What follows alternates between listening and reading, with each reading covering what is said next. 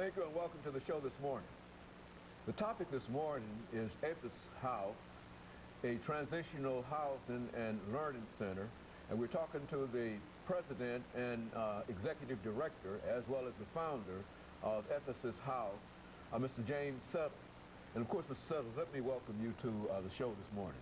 Thank you, sir. And to tell you how delighted we are, Mr. Settles, to have you, because one of the issues that we'd like to deal with this morning is the issue that we're having in terms of identifying individuals who need what you consider to be transitional housing. Correct. And becoming involved in various other learning kinds of experiences.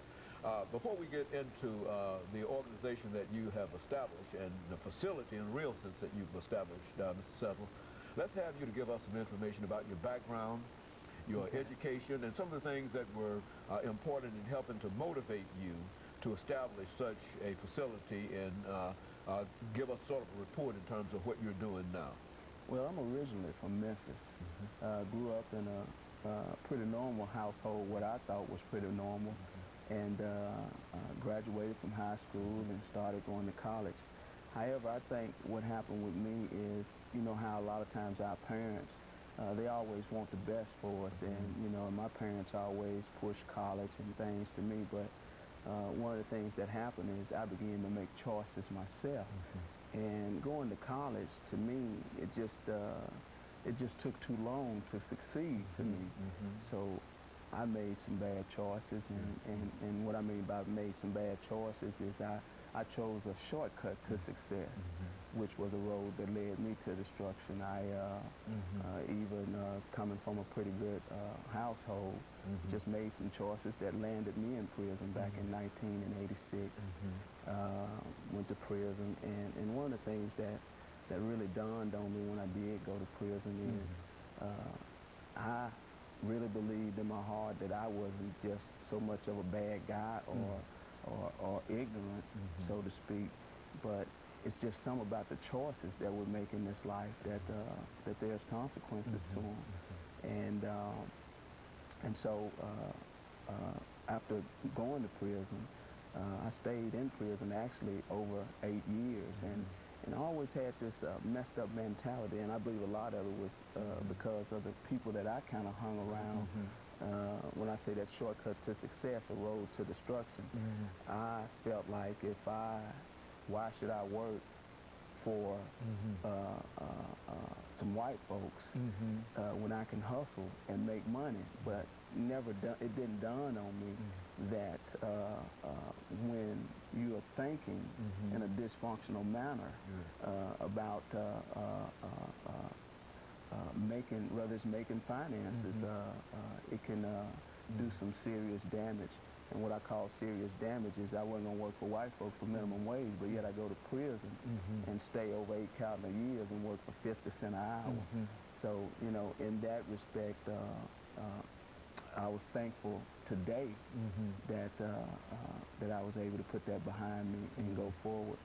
And for us, my family, I came from a pretty good family, what I call a pretty good family. But one of the things that I believe happened even in our families is that you have to be properly taught how to really live a correct life. And what I mean by a correct life is you have to be taught good work ethic.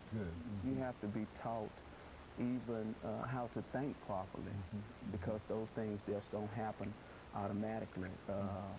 I think when I think about my parents, I know that my parents were like any other parents. They worked hard, 2 and 3 jobs, trying to give me a lot of stuff that they weren't able to enjoy when they were coming up, and I thank them for that. And I don't look back and say that because of the choices that I made that they were bad parents. They were good parents. They did what they knew how to do for me.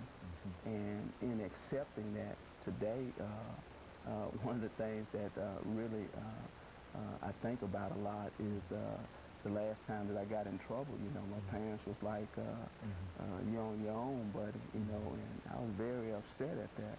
But, you know, that was really when I began to be responsible for myself. So I just think a lot of times families, they just raise us the only way that they know how. And on my end, I think I got blessed too, even though going to prison for over 8 years, you know, it may seem like a tragedy to somebody else, but, you know, it really was a blessing to me because that was when I began to really sit down and look on the inside and begin to really make some quality decisions. Very good. And of course, Mr. Settlers, let me take this first commercial break. After we come back, we'll give you an opportunity to talk about some other aspects and to talk about the facility that you've established that to help people like you found yourself to be in. And of course, we'll be back shortly after this very, very short commercial break.